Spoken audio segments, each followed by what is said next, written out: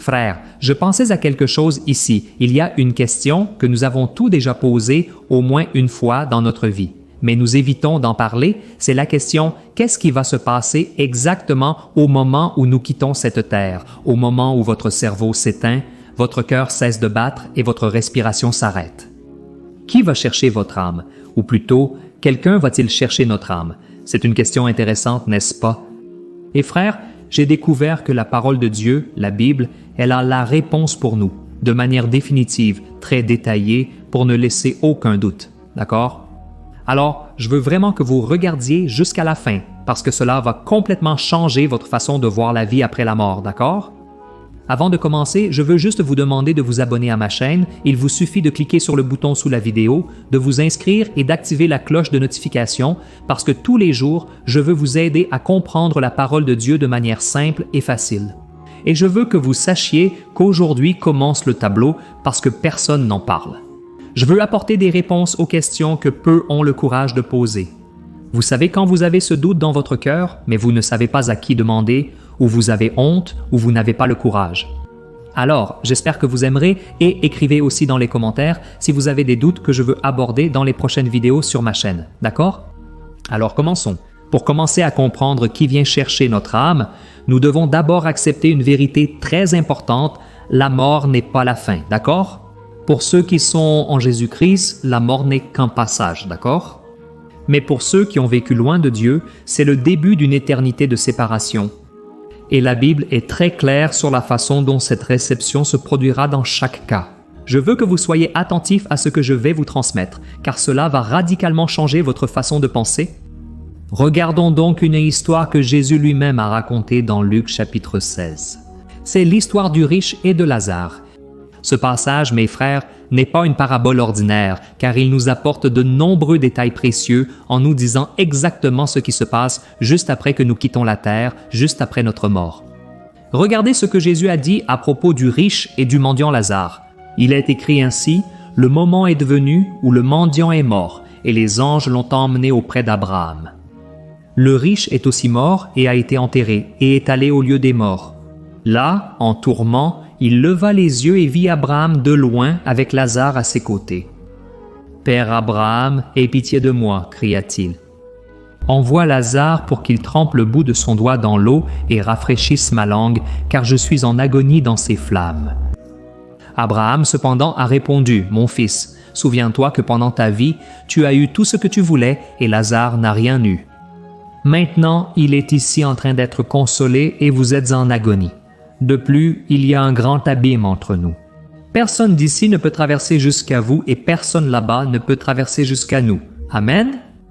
Regardez quelle différence, frères, c'est une différence flagrante, n'est-ce pas? Lazare, le mendiant, l'homme qui ici sur terre n'avait rien, qui souffrait à la porte de cet homme riche, quand il est mort, il a eu une escorte céleste et qui est venu le chercher, frères. Les anges de Dieu. La parole dit clairement que les anges l'ont emmené auprès d'Abraham et regardez quelle chose formidable. Imaginez la scène, au dernier soupir ici sur terre, alors que peut-être personne ne valorisait son départ ici, des êtres messagers. Puissants de Dieu sont venus honorer cet homme et le conduire à un lieu de repos et de consolation appelé ici le Saint d'Abraham, qui est une figure pour représenter la présence de Dieu, le paradis, n'est-ce pas? Pourquoi les anges sont-ils venus chercher Lazare? Était-ce parce qu'il était pauvre? Non, mes frères, la pauvreté ou la richesse matérielle ne définissent pas le destin éternel de quiconque. Lazare, il a été emmené par les anges, parce que bien que la Bible ne détaille pas la vie de foi qu'il avait ici, le destin final révèle qu'il était un homme de Dieu, il appartenait au Seigneur, sa confiance, son espoir était placé en Dieu. Vous comprenez? Même au milieu de la souffrance, il est resté fidèle, et au moment de sa mort, Dieu a alors envoyé ses anges, ses serviteurs, pour l'honorer et le ramener à la maison, d'accord? La Bible dit quelque chose de très intéressant sur les anges de Dieu qui est là, dans Hébreux chapitre 1, le verset 14, dit ceci, « Ne sont-ils pas tous des esprits serviteurs envoyés pour servir en faveur de ceux qui doivent hériter du salut ?» Alors, regardez la profondeur ici. Les anges sont des esprits serviteurs, c'est-à-dire qu'ils sont les serviteurs du Dieu très haut, envoyés pour servir qui, mes frères? En faveur de ceux qui vont hériter du salut, et cela inclut vous, cela m'inclut moi qui crois en Jésus-Christ comme notre Seigneur et Sauveur.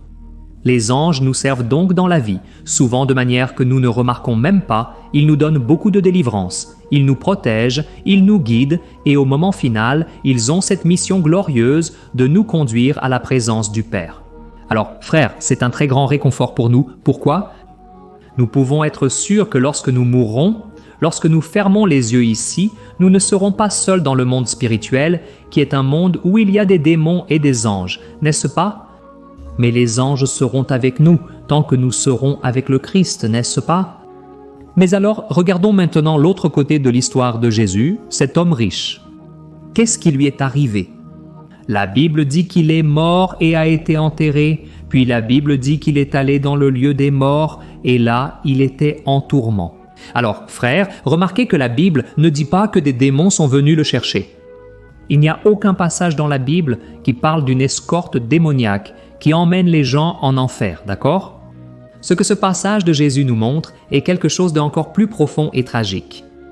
L'âme de cet homme était séparée de Dieu pendant sa vie à cause de son incrédulité, de son égoïsme, de sa suffisance. Il se fiait simplement à son argent, menait une vie pleine de privilèges, mais il ne cherchait pas le Seigneur. Et alors il est simplement allé à l'endroit qui était sa destination, n'est-ce pas? Le lieu de tourment, de séparation de Dieu que la Bible appelle Hadès en grec ou Sheol en hébreu, qui est le lieu des morts sans Dieu avant le jugement final. Donc l'absence de cette escorte d'anges dit tout, parce que Jésus n'a pas dit qu'il y avait des anges là-bas protégeant, gardant cet homme, non. Donc, alors que Lazare, ce mendiant, a été honoré et conduit par les anges, le riche est simplement allé à ce lieu de tourment qui est la conséquence naturelle d'une personne qui a vécu tout le temps en tournant le dos à Dieu, à son prochain, et n'a pas reçu le cadeau de Dieu qui est son Fils Jésus, n'est-ce pas? Donc son tourment n'a pas commencé parce que des démons l'ont saisi, parce que des démons l'ont emmené en enfer, mais parce qu'il a ouvert les yeux de l'autre côté de l'éternité et qu'il s'est vu complètement séparé de la lumière, du réconfort et de la présence du Seigneur, et cette séparation est le tourment éternel que Jésus nous a avertis de plusieurs façons. Et ici, frères, il est important que je clarifie quelque chose que beaucoup de gens croient, c'est une croyance populaire, vous savez? Que souvent les gens voient dans les films, dans les histoires, et ils commencent à croire que le diable, il règne en enfer, ou alors qu'il va régner en enfer, comme s'il était là avec le trône, maltraitant tout le monde, fouettant les gens, n'est-ce pas ce que les gens pensent? Mes frères, cela n'a aucune base biblique. La vérité est que Satan, ses démons, ils ne sont pas les maîtres de l'enfer, mais ils sont des prisonniers qui vont aussi subir une punition éternelle. L'enfer a été créé précisément pour eux et aussi pour tous ceux qui rejettent le salut offert par Jésus, et c'est le Christ lui-même qui a dit cela dans Matthieu chapitre 25, le verset 41, qui dit ainsi « Alors le roi dira à ceux qui seront à sa gauche, « Éloignez-vous de moi maudits vers le feu éternel préparé pour le diable et ses anges. » C'est-à-dire, frères, l'enfer n'est pas le royaume de Satan, c'est sa punition en vérité, et tous ceux qui rejettent l'Évangile vont suivre le même destin, comme Jésus lui-même l'a dit, « Éloignez-vous de moi et allez dans le feu éternel préparé pour le diable et ses anges. » Et comment ça des anges? En fait, ce sont les anges déchus, les anges qui se sont rebellés contre Dieu, qui sont en réalité des anges, mais qui sont maintenant de l'autre côté, ils sont adversaires. Vous comprenez? Alors, pour répondre à la première question, qui vient chercher l'âme quand quelqu'un meurt? Pour le croyant fidèle, celui qui a lavé ses vêtements dans le sang de l'agneau, qui est Jésus-Christ, les anges de Dieu seront envoyés par un ordre de Dieu pour emmener cette personne au paradis. Mais pour l'impie, celui qui a rejeté la grâce du Seigneur et a vécu uniquement pour lui-même, il n'y a pas de mention dans la Bible de qui le cherche dans le sens d'une escorte, pas même de démon. Son âme est déjà en pleine condamnation du péché et se dirige vers le lieu d'attente pour le jugement final. C'est un lieu de conscience, d'angoisse, de séparation de Dieu. Alors là en enfer, le pire tourment sera que Dieu ne sera pas là. Frères, malgré les nombreuses souffrances, notre vie regorge de bonnes choses. Vous ne trouvez pas? On voit le sourire sur le visage d'un enfant, on voit des gens montrer de l'amour, des gens avoir de la compassion les uns pour les autres, même si cela devient de plus en plus rare. Mais il y a encore de bonnes choses dans ce monde. On regarde la nature, il y a des choses merveilleuses, on ressent cette fraîcheur agréable sur le visage du vent, on ressent une paix. Frères, c'est parce que nous sommes dans le temps de la grâce. C'est le moment où Dieu est dans ce monde, sa gloire est ici, même si le péché a contaminé ce monde, même si le diable continue à déranger et le diable cause beaucoup de souffrance aux gens. Alors, avons-nous toujours cette opportunité? Un détail curieux et intéressant à mentionner est que beaucoup de gens ont cette image, n'est-ce pas? La figure encapuchonnée représentant la mort avec une faux n'existe pas dans la Bible, mes frères. Il existe une réalité spirituelle bien plus sérieuse et définitive. Soit nous sommes accueillis par les anges de Dieu pour la gloire éternelle, soit nous allons affronter l'éternité séparée du Seigneur par notre propre choix dans la vie, d'accord? Et voici la question la plus importante, je pense. Pouvons-nous être sûrs que les anges du Seigneur nous emmèneront au paradis? Est-ce que c'est juste que nous soyons gentils, que nous fassions la charité, comme le riche l'a peut-être fait un jour, mais sans avoir un cœur tourné vers Dieu? Ou alors, faut-il aller à l'église chaque dimanche? Frères, aussi incroyable que cela puisse paraître, rien de tout cela ne garantit le salut en soi. La seule chose qui garantit notre destin éternel aux côtés de Dieu est notre foi en Jésus-Christ et en son œuvre rédemptrice sur la croix. C'est comprendre que nous sommes tous, sans exception, nés dans le péché, comme le roi David l'a dit dans le psaume 51, « Nous sommes donc séparés de Dieu et par nous-mêmes, personne ne peut atteindre le ciel, personne ne mérite d'être escorté par des anges, personne ne mérite de vivre dans l'éternité avec Jésus par lui-même. » Vous comprenez? C'est pourquoi la Bible dit dans Romains 3, le verset 23, que tous sont péchés et sont séparés de la gloire de Dieu. Et là vient une chose inquiétante. Donc cela signifie que si nous sommes séparés de Dieu, nous sommes destinés à la même fin que le riche de l'histoire, n'est-ce pas? Mes frères, la Bible dit que Dieu, dans sa miséricorde infinie, dans son amour, a envoyé son Fils Jésus. Il a vécu une vie parfaite, il est mort sur la croix à notre place et il a payé le prix pour nos péchés et est ressuscité le 3e jour en vainquant la mort. Amen. Et c'est à cause de lui, seulement à cause de lui, que nous pouvons être sauvés. Ce n'est pas grâce à notre mérite, ce n'est pas grâce à notre effort et ce n'est pas non plus grâce à nos bonnes actions. Connaissez-vous cette personne qui aide tout le monde, mais qui ne s'occupe pas d'elle-même et ne pense qu'aux autres? C'est bien, frère, mais cela n'apporte pas le salut car nous ne le méritons pas. À cause du péché qui est en nous, nous n'avons pas le droit d'entrer au ciel. Mais il y a un verset que j'aime beaucoup dans Éphésiens chapitre 2, le verset 8 et 9. Regardez ce qui est écrit. « Vous êtes sauvés par la grâce, par la foi. Cela ne vient pas de vous, c'est un don de Dieu. Ce n'est pas une récompense pour la pratique de bonnes œuvres afin que personne ne puisse se vanter. » Alors, frères, pour résumer, c'est notre foi en Jésus, notre totale dévotion à lui, qui nous transfère du royaume des ténèbres au royaume de la lumière. C'est cela qui fait de nous des héritiers du salut quand il dit que les anges vont servir ceux qui hériteront du salut. Vous comprenez? C'est cela qui nous assure que lorsque nous partons d'ici, nous pouvons avoir la certitude, la conviction que nous serons avec le Christ. C'est tellement vrai parce que l'apôtre Paul a dit dans Philippiens 1, le verset 23, qu'il se sentait pressé des deux côtés. D'un côté, il voulait partir et être avec le Christ, ce qui pour lui était infiniment mieux, c'est-à-dire il n'avait pas peur de la mort. Pourquoi? Il connaissait ce qui l'attendait de l'autre côté, vous voyez. Il savait que la mort n'était qu'un portail vers la présence glorieuse du Seigneur qu'il aimait tant, qu'il servait tant. Et vous souvenez-vous de cet homme nommé Étienne, qui a été le premier martyr de l'Église, le premier homme à mourir à cause de Jésus? La Bible dit qu'au moment où il était lapidé, mourant à cause de sa foi, il regarda le ciel plein du Saint-Esprit et il vit la gloire de Dieu et Jésus debout à la droite du Père. Et il dit alors à haute voix, « Je vois le ciel ouvert et le Fils de l'homme debout à la droite de Dieu. » Quelle vision glorieuse, frère, à l'heure de la mort. Je vous avoue, je veux avoir cette vision, je veux glorifier mon Seigneur parce qu'il a changé mon histoire ici sur terre et je sais que je serai avec lui par la foi, ce n'est pas par mon effort, vous comprenez? De nos jours, beaucoup de gens ont peur parce qu'ils ne sont pas sûrs d'eux. C'est une bonne chose car en réalité, nous ne pouvons pas nous appuyer sur notre propre justice, sur nos propres bonnes actions que nous faisons. Frères, l'histoire du riche est un avertissement très sérieux, je ne peux m'empêcher de vous le dire. Il vivait confortablement, peut-être pensait-il que tout allait bien, mais il ignorait Dieu, il ignorait les besoins de son prochain, car la Bible dit que Lazare se tenait à la porte de sa maison, mangeant la nourriture que le chien mangeait. C'était un homme misérable, et cet homme ne se souciait même pas de lui. Comme je l'ai dit, ce ne sont pas nos bonnes actions qui nous sauvent, mais nos bonnes actions sont une conséquence d'une personne qui a été sauvée, une personne qui a été transformée. Vous comprenez? Et alors Jésus a dit que quand la mort est arrivée, il n'y avait pas d'ange, pas de consolation, juste cette dure réalité de la séparation et du tourment éternel. Et savez-vous ce qui est le plus tragique, frère?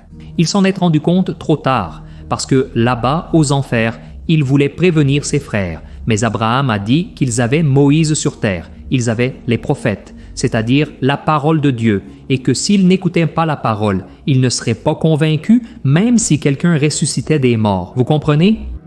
Frère, il n'y aura pas de seconde chance après la mort.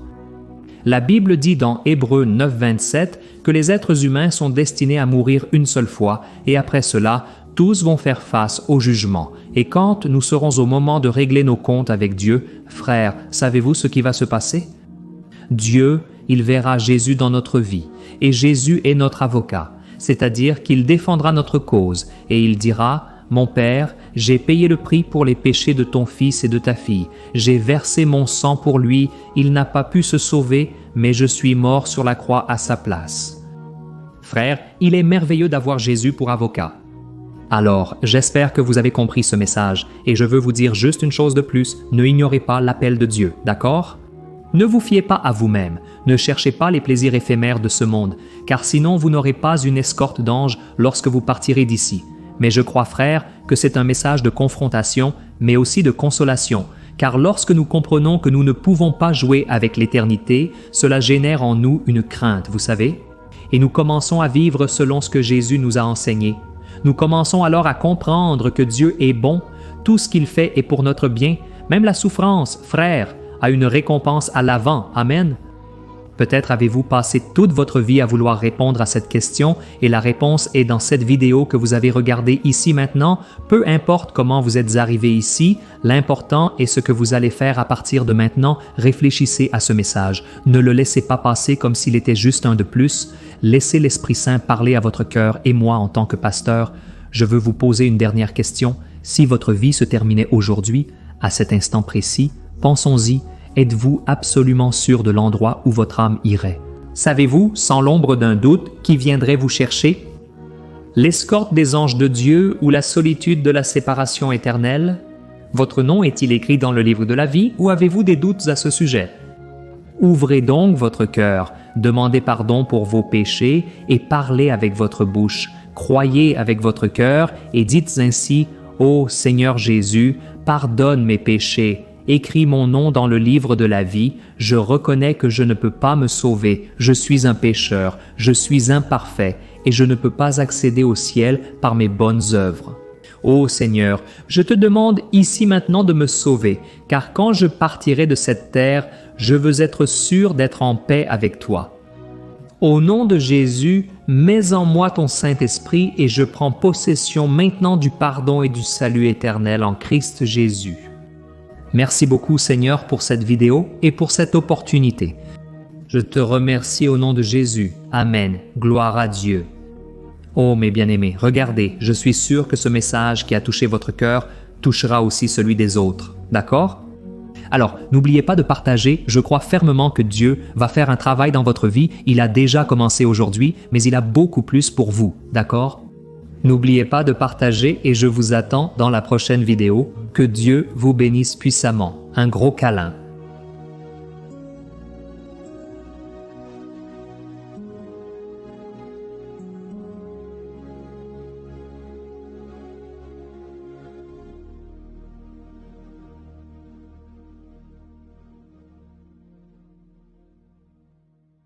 Sous-titre Adriana Zanotto.